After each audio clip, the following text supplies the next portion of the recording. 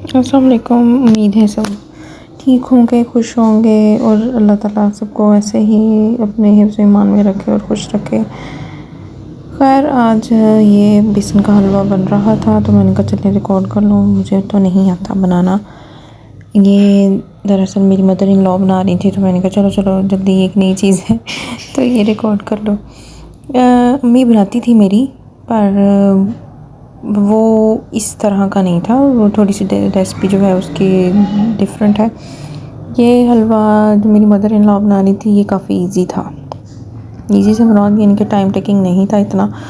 बस इसको घी में, मतलब क्वांटिटी जो है इसकी आपने सेम सेम लेनी है। अगर आप हाफ़ के जी बेसन ले रहे हैं उसके लिए 6 अंडे लेंगे और हाफ़ के जी ही उसके लिए शुगर लेंगे और हाफ़ के जी ही उसके लिए घी लेंगे। तो पहले घी में बेसन को भून लेना है और भूनने के बाद उसको जैसे जैसे उसका कलर आना शुरू हो जाए बेसन का और वो थोड़ा थोड़ा थिक होना शुरू हो जाएगा। थिक होने के बाद उसको चेक करना है कि उसकी खुशबू चेक करनी है कि आपने खुशबू आने लग गई है कि नहीं आने लग गई। यहाँ पे देखें आप, उसका कलर थोड़ा सा चेंज हो गया और वो बर्तन से छूटना शुरू हो जाएगा और घी जो है वो पहले तो ऑब्जॉर्व कर लेगा लेकिन बाद में उसे घी निकलना शुरू हो जाएगा। तो उस पॉइंट पे आके आपने शुगर और जो अंडे हैं उनको ग्राइंड कर लेना है, बीट कर लेना है।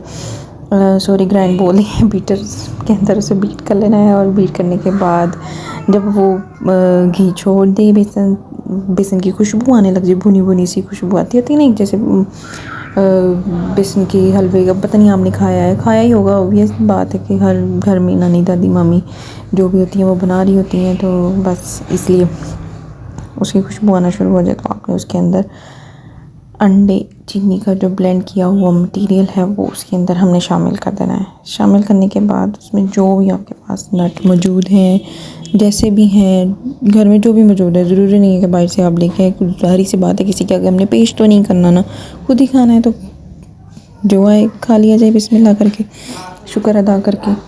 तो हमारे पास यही थी तो वही डाल ली। और क्योंकि ये अर्जेंट बना था, बहुत अर्जेंट, यानी कि अभी बैठे बैठे माइंड बना के चलो वही हाँ चलो बनाते हैं, ज़रा ठंड है और गैस भी आ रही है। गैस के हालात तो है ही ऐसे पाकिस्तान में, सुबह के 2 घंटे आ रही है, दोपहर के 2 घंटे आ रही है, शाम को 2 घंटे आ रही है। और जो 2 घंटों में गैस आ रही है वो होती इतनी कम है कि हर किसी ने, ऑब्वियस बात है कि हर किसी ने उस टाइम अपना खाना बनाना होता है, तो सब जगहों पे उसी टाइम किचन में कुकिंग हो रही होती है। इसलिए वो जो आ रही होती है ना वो भी इतनी होती है कि बंदा कि एक चूल्हे पे रख ले और उसे भी बिस्मिल्लाह पढ़ के अल्लाह के सुपुर्द करके उससे पकाता रहे। तो अब बस वो अंडों का मटीरियल डाल लिया था, सॉरी निकालने को कह रही हूँ। डालने के बाद उसको अच्छे से आपने और मज़ीद भूनना है कि बेसन की जो स्मेल है वो आनी ख़त्म हो जाए और अंडे भी अच्छे से पक जाए, अंडों की भी स्मेल ना रहे। वो थोड़ा सा थिक होना शुरू हो जाएगा और बेसन को थोड़ा सा गरम आपने जिस भी ट्रे में निकालना है। मैंने तो परात में निकाल लिया था उसमें निकाल के उसको ऐसे थपकी देनी शुरू कर देनी है, बिल्कुल इवन कर देना उसको, बराबर बराबर करने के बाद उसको रख देना। और इसको करने का मकसद यही है गरम, कि जब एक चीज़, ये बेसन है और ये बहुत हार्ड हो जाएगा, इसमें घी भी डाला होता है और सर्दियां हैं, ऑब्वियस बात है कि ये थोड़ा सख्त हो जाएगा। इतना हार्ड नहीं होगा कि जितना बंदा उसको कहे जाके बहुत ज़्यादा सख्त हो जाएगा, क्योंकि घी डाला है इसमें तो वो थोड़ी सी नरम, उसमें ना सॉफ्टपन जो है वो रह ही जाता है।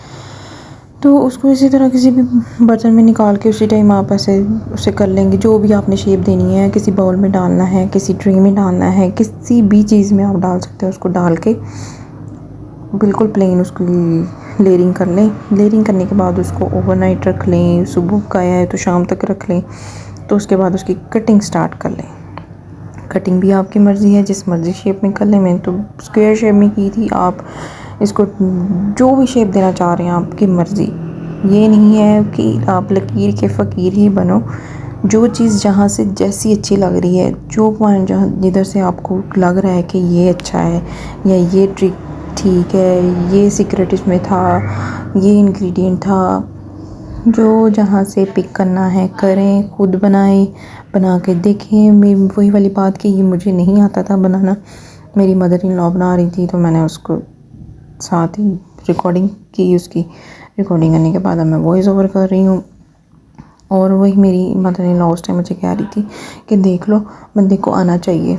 मतलब एक होता है कि कुछ चीज़ें ऐसी होती हैं जो नस्ल दर नस्ल चल रही होती हैं, और उन्हें कहा भी ऐसे जाता है कि ये वही बंदा परफेक्ट बना सकता है, हम जैसे लोग परफेक्ट इसको नहीं बना सकते, ऐसा भी कुछ नहीं है।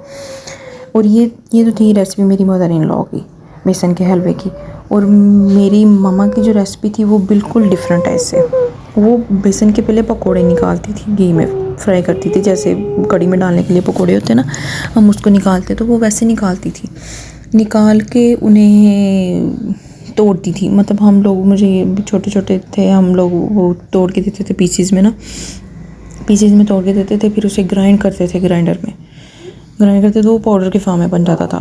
उस पाउडर के अंदर फिर हम चीनी ग्राइंड की हुई मिक्स करते थे। मिक्स करने के बाद फिर हम उसको देसी घी डालती थी कढ़ाई में, उस मटेरियल को, ग्राइंड किए हुए चीनी और बेसन जो था उसको उस घी में, फिर उस घी में उसकी बुनाई करती होती थी। इतना मज़े का, बहुत मज़े का बनता था।